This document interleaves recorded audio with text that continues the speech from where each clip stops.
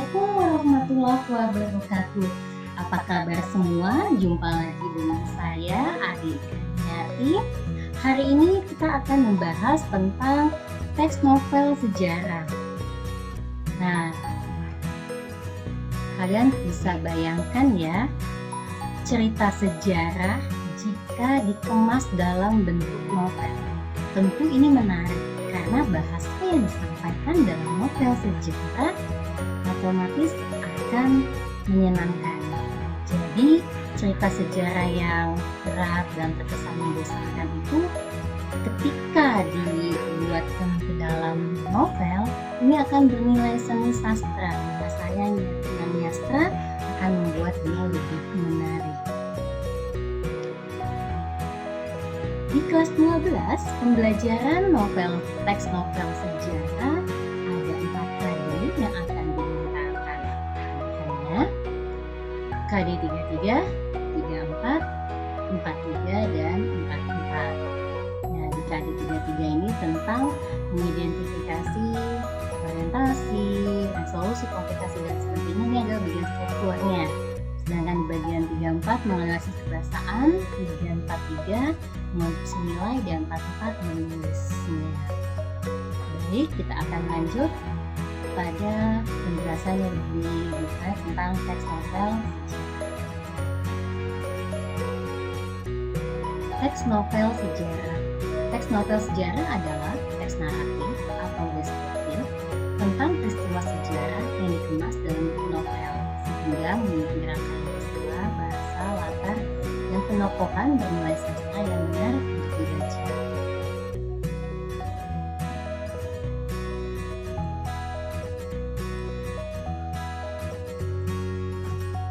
Nah, ini kita lanjutkan dengan struktur teks novel sejarah. Nah, struktur yang pertama, orientasi. Di bagian orientasi ini, cerita akan dikenalkan tokohnya, latarnya, karakternya, suasananya. Ini bagian pengenalan. Di bagian orientasi ini adanya di awal, hanya memperkenalkan keseluruhan suasana, tokoh, tempat, dan karakternya. Lanjutan setelah orientasi ada pengungkapan peristiwa.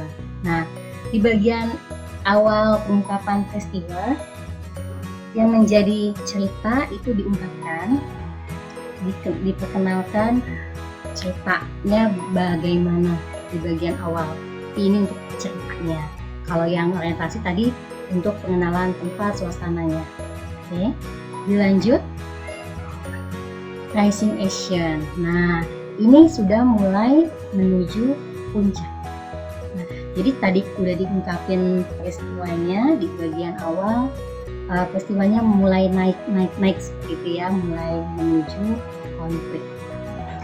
Nah, akhirnya konfliknya mencapai puncak. Di puncak konflik ini, kalau dari bagian novel bisa jadi ini adalah bagian yang cukup menegangkan. Di sini yang bisa dirasakan oleh pembaca hampir semuanya perasaan itu tercurah seperti itu ya. Selanjutnya setelah tegang-tegangnya ini perlu diselesaikan atau diakhiri. Nah, akan ada solusi terhadap puncak konflik tadi, masalah yang bikin deg-degan tadi itu. Nah, selanjutnya setelah evaluasi dan resolusi, ini ada di bagian koda. Di bagian koda ini bagian akhir dari keseluruhan cerita teks novel sejarah. Kalau dalam teks novel sejarah, hampir sebagian besar ada kodanya. Karena kan teks novel sejarah memang sudah terjadi ya, alur ceritanya, walaupun bentuknya novel. Oke, di sini saya akan mengajak kamu untuk menganalisis sebuah novel sejarah yang berjudul Sang Pencerah. Ini karya Akmal Nasery Basel. Oke, yang pertama bagian orientasinya. Di bagian orientasi dalam novel ini diceritakan masa kecilnya Darwis. Darwis ini tokoh masa kecilnya Kiai Haji Ahmad Dahlan. Kehidupan keluarga Darwis, karakternya Darwis, serta kehidupan lingkungan masyarakat tempat Darwis tinggal. suasana kehidupan agamis yang kental, namun masyarakatnya jauh dari nilai-nilai agama yang sesuai, sehingga kehidupan masyarakatnya jauh dari sejahtera. Hal ini yang menjadi latar belakang terjadinya cerita. Nah, untuk pengungkapan peristiwa, Darwis melihat bagaimana masyarakatnya dalam kehidupan agamis kental, tetapi sikap hidup mereka jauh dari apa yang diajarkan sesungguhnya dari Islam. Banyak penyimpangan ajaran agamanya yang berimbas pada kesejahteraan mereka yang buruk. Kita lanjut pada rising action. Nah, ini menuju puncak, banyak peristiwa-peristiwa yang memberikan cerita menuju konflik ya. Pertama, Darwis naik haji yang pertama. Akhirnya setelah naik haji dia namanya berganti menjadi Kiai Haji Ahmad Dahlan. Di sini untuk haji pertama, setelah haji pertama dia menikah dengan Siti Walidah. Nah, setelah menikah ayahnya Darwis ini meninggal. Nah, karena ayahnya meninggal dan ayahnya adalah pemimpin di Kauman, tempatnya Darwis itu, Darwis diserahkan ke pemimpinan. Nah, di situ Darwis melihat tuh ya, ternyata Islam di Kauman itu banyak yang menyimpang. Nah, di situ dia mulai mencoba memurnikan ajaran Islam dengan ilmu yang dia dapat di waktu dia menjalani haji. Di sini Darwis mulai ya mendapat tentangan dari masyarakat karena apa yang Darwis ajarkan ini mencoba mengubah tatanan yang sudah berlangsung lama di Kauman. Bukan hal mudah ketika kita mencoba sesuatu yang baru waktu itu benar, sedangkan masyarakatnya sudah lama sekali memegang tradisi tersebut.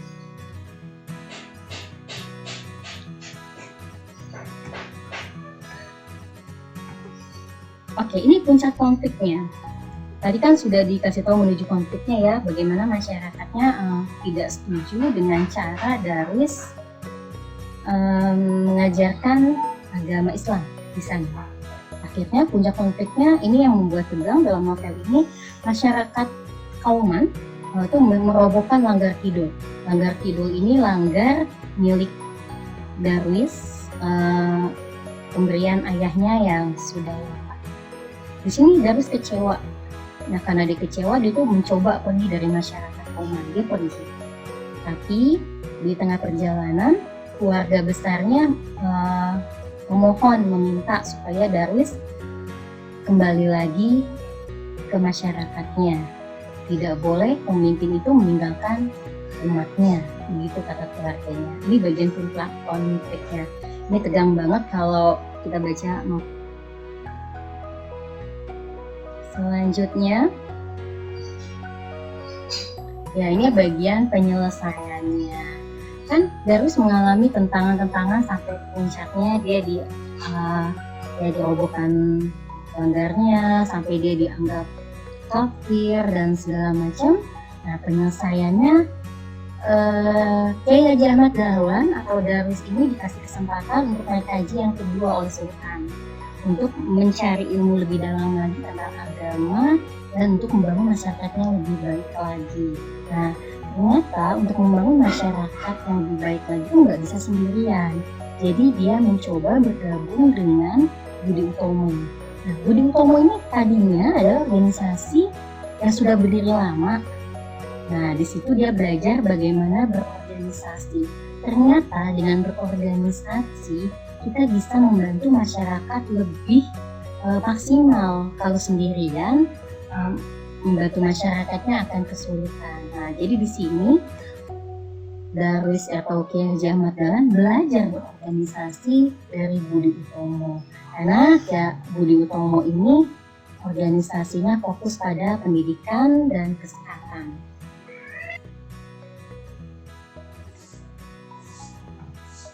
Ya, kita sampai ke bagian akhir. Nah, karena memang dia sudah berkiprah, ya, setelah mendapat ilmu soal organisasi dari Budi Utomo, Kiai Haji Ahmad Dahlan mendirikan organisasi sendiri yaitu Muhammadiyah. Di sini di akhir sekali diceritakan bagaimana pembentukan Muhammadiyah oleh Kiai Haji Ahmad Dahlan. Oke, itu adalah contoh ya bagaimana kita menganalisis struktur teks novel.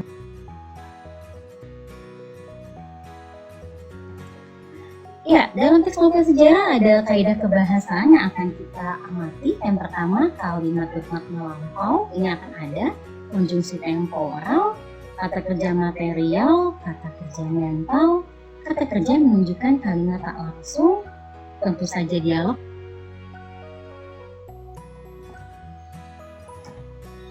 Ya, kita akan bahas satu persatu untuk pembahasan ini. Yang pertama, kalimat bermakna lampau. Saya coba kasih contoh ya, saya ambil dari novelnya R.A. Kartini, Hadis Gelap Terbitlah Terang. Kalimat bermakna lampaunya terasa sekali di sini. Ketahuilah bahwa adat negeri kami melarang keras gadis keluar rumah. Ketika saya sudah berumur 12 tahun, lalu saya ditahan di rumah, seorang diri sunyi-sunyi terasing dari dunia luar.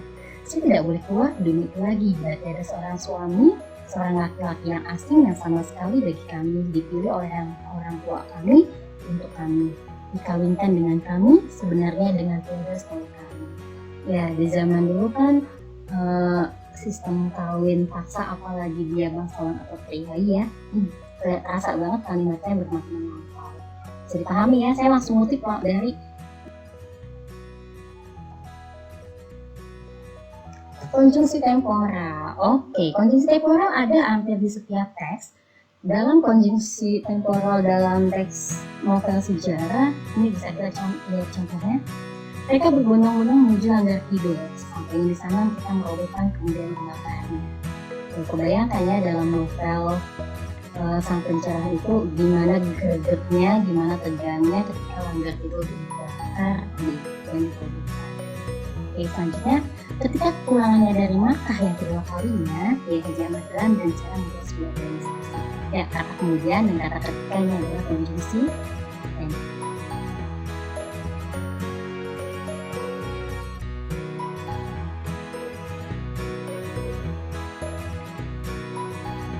Kata kerja material adalah kata kerja yang menggambarkan suatu tindakan atau berhubungan dengan tindakan fisik.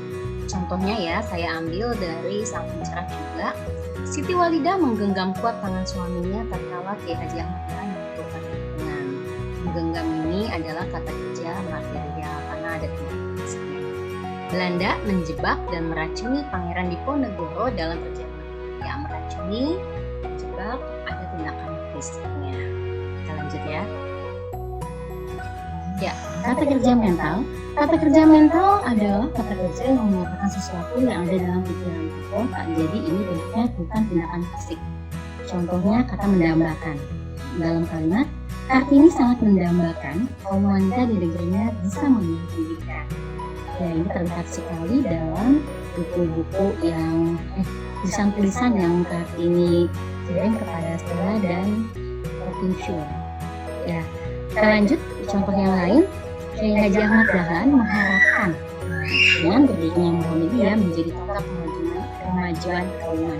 Kauman nama desa tempatnya Darussalam. Kata mendambakan, mengharapkan ini kan ada yang kurang, jadi sifatnya kalau tidak ada tindakan.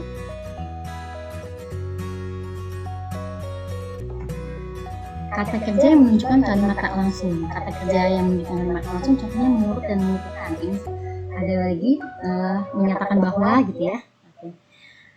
Menurut surat kabar dan penyiaran radio, ras kulit putih itu kembali lagi ke tanah Pulau Jawa setelah 3 tahun lalu meninggalkan Indonesia. Ini saya ambil dari novel Neraka di Timur Jawa. Ya. Contoh yang kedua, Kartini menuturkan bahwa negerinya sangat tidak membela kaumnya dalam suatu pada sekolah.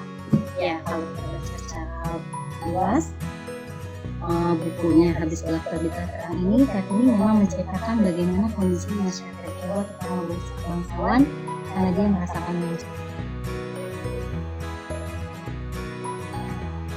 ya dialog otomatis karena ini adalah sebuah novel, dialog akan memberikan kekuatan tersendiri dalam novel. Contoh ini saya ambil Neraka di Timur Jawa.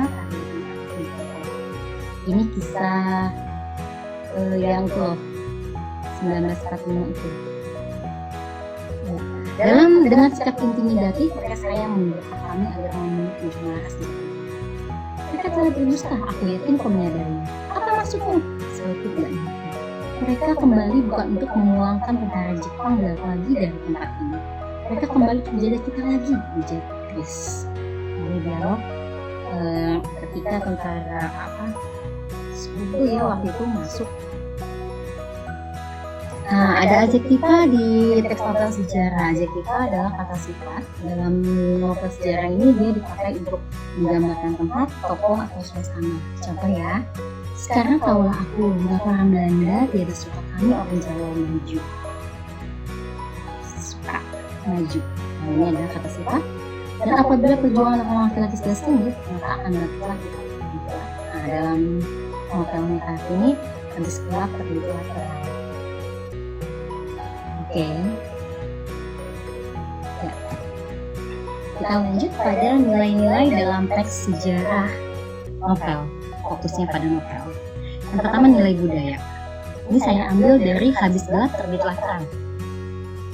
Perempuan yang lebih tua daripadaku akan tetapi bangsanya kurang tidak pernah kuizinkan menyatakan hormat padaku karena aku seorang bangsawan. Tidak senang hatiku melihat orang yang tua daripada aku lalu berjongkok-jongkok di hadapanku. Jadi budayanya zaman itu walaupun dia muda tapi dia bangsawan, dia tuh sangat dihormati. Orang yang datang tuh sampai berjongkok-jongkok. Nah, ini nilai budaya yang muncul. Nah, sekarang lihat nilai agama. Dalam Tonggak Sang Pencerah, ini nilai agama tuh kental sekali. Bisa ambil salah satunya atau sebagian aja. Talenta keterampilan Darwis terpupuk oleh teladan ayah ibundanya yang tak jemu mendidik agar ia belajar hidup, percaya diri dan berbakti. Tidak heran di usia 8 tahun itu Darwis sudah khatam dan lancar membaca Al-Quran. Ya, ini nilai agama kental sekali. Nilai selanjutnya nilai moral. Saya ngambil dari Tonggak Sang Pencerah. Kiai Abu Bakar tak suka pada semua hal yang berlebihan, maka dalam segala hal Darwis menerima sikap sederhana ayahandanya. Nah, sikap sederhana ini adalah menjadi nilai moral yang baik. Sekarang nilai sosial. Islam memang kerap dipandang agama terbelakang. Bahkan para pengasuh pendidikan Islam sengaja mendebarkan pengajaran agar santri menjauh dari pengetahuan selain ilmu agama Islam. Rasa saling curiga menjalar ke setiap kepala. Bahkan saling hujat, kaum santri dan kaum terpelajar merajalela. Jadi terasa banget nilai sosialnya ada gap antara kaum santri dan kaum terpelajar pada zaman itu. Nah, itulah yang membuat seolah-olah Islam itu terbelakang seperti itu. Baik, cukup sampai di sini dulu materi kita. Saya pikir cukup panjang. Sampai jumpa pada materi selanjutnya. Saya ucapkan wassalamualaikum warahmatullahi wabarakatuh.